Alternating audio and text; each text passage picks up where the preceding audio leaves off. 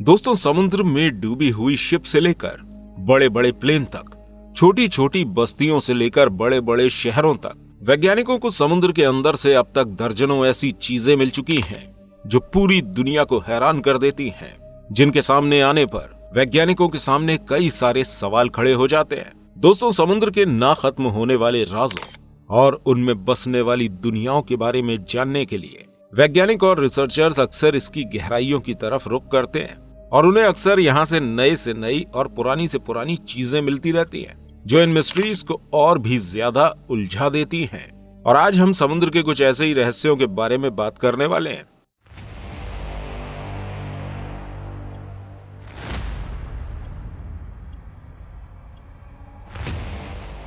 तो दोस्तों, ये समय था साल 1997 का, जब नोवा कंपनी के रिसर्चर्स अटलांटिक ओशन से 3000 किलोमीटर दूर पैसिफिक ओशन में हाइड्रोफोन्स का इस्तेमाल करके अंडर वाटर वॉल्केनिक एक्टिविटीज को सुनने की कोशिश कर रहे थे।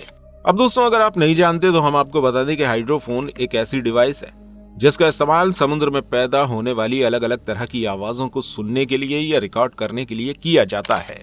और साल 1997 को वैज्ञानिक इसी का इस्तेमाल करके समुद्र के अंदर अजीब तरह की आवाज को रिकॉर्ड कर रहे थे। तभी उन्होंने एक ऐसी आवाज सुनी जो कि बहुत ज्यादा तेज थी। इस आवाज को आज से पहले कभी नहीं सुना गया था।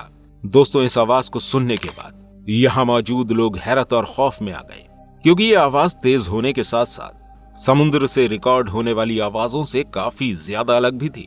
दोस्तों, कई साल तक ये आवाज वैज्ञानिकों और रिसर्चर्स को परेशान करती रही और देखते ही देखते ये आवाज एक मिस्ट्री बन गई, जिसे लेकर कई सारे सवाल खड़े हो चुके थे।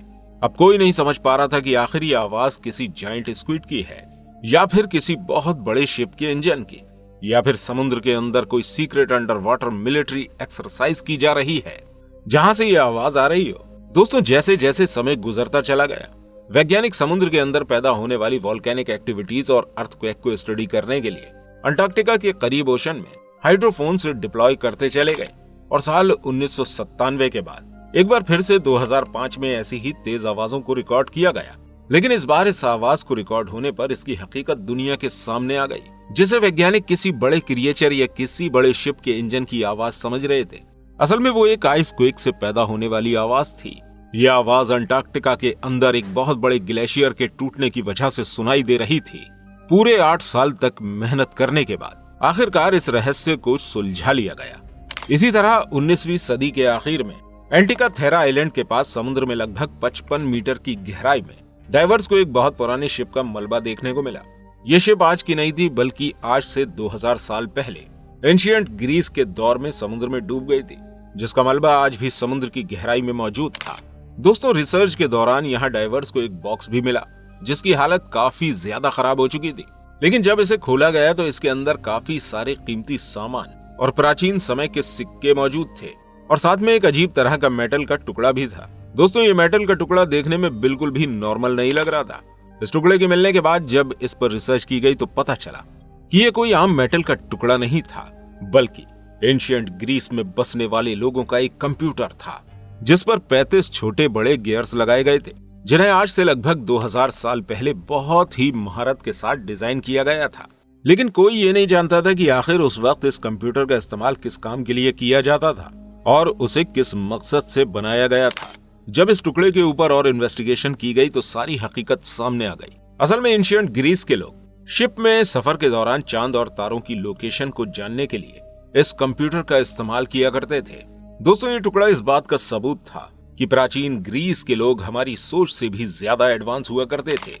इसी तरह दोस्तों, समय था 1986 का, जब जापान के एक खोजकर्ता ने अपनी जान की बाजी लगाकर गॉनी आइलैंड के करीब समुद्र में डाइविंग करी। इस आइलैंड को खतरनाक इसलिए बताया जाता है क्योंकि इसके करीब समुद्र के अंदर खतरनाक हैमरहेड शार्क की टोलियां देखने को मिलती हैं, जो कि किसी भी इंसान के लिए बहुत ज्यादा खतरनाक होती हैं। साथ ही साथ समुद्र के इस हिस्से में कई बार टाइफून्स को भी निकलते हुए देखा गया है। लेकिन जब ये डाइवर 26 मीटर की गहराई में पहुंचे तो उन्होंने यहाँ पर कुछ ऐसा पाया जिसे देखकर उनके होश ही उड़ गए। असल में यहाँ पानी के बॉटम पर एक बहुत बड़ा अजीब सा स्ट्रक्चर बना हुआ था, जो देखने में बिल्कुल भी नॉर्मल नहीं था।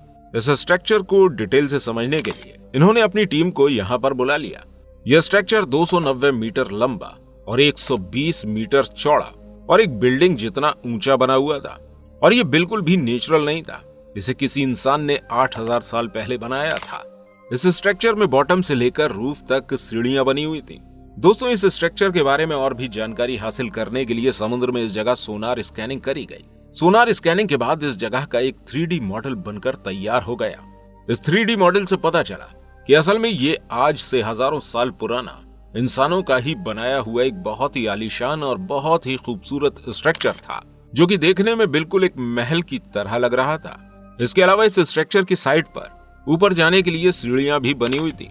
इस स्ट्रक्चर के टॉप पर बड़े बड़े टेरेस और कई बड़े बड़े पूल्स भी मौजूद थे, जिसे देखकर यह तो साफ पता चल रहा था कि जिस दौर का भी ये स्ट्रक्चर है, उस समय के लोग भी काफी ज्यादा मॉडर्न और काफी ज्यादा एडवांस हुआ करते होंगे। और दोस्तों, आपको जानकर बहुत ही हैरानी होगी कि इतना बड़ा स्ट्रक्चर अलग अलग पत्थरों से नहीं बनाया गया था, बल्कि एक बहुत बड़े पत्थर को तराश कर यह स्ट्रक्चर तैयार किया गया था। इस स्ट्रक्चर से मिलने वाले आर्टिफैक्ट्स की जब कार्बन डेटिंग की गई तो पता चला कि यह स्ट्रक्चर आज से लगभग 10,000 साल पुराना है, यानी कि मेसोपोटामिया सिविलाइजेशन के दौर का था, जिसे इंसानों की सबसे पुरानी सिविलाइजेशन कहा जाता है। उस वक्त ये समुद्र के अंदर नहीं बल्कि जमीन के ऊपर बनाया गया होगा। पर सोचने वाली बात यह है कि उस समय जब इंसानों के पास ना तो कोई टूल थे और ना ही कोई मशीन थी, फिर इतने बड़े और इतने आलीशान स्ट्रक्चर को किस तरह से तैयार किया गया होगा। दोस्तों, ऐसी बहुत सी मिस्ट्रीज हैं जो समुद्र के नीचे आज भी दबी हुई हैं और उनके बारे में आज तक किसी को कोई जानकारी नहीं है। दोस्तों, आपको ये वीडियो कैसी लगी हमें कमेंट करके जरूर बताइएगा और इस वीडियो को लाइक जरूर कीजिएगा। मिलते हैं आपसे अगली वीडियो के साथ। धन्यवाद।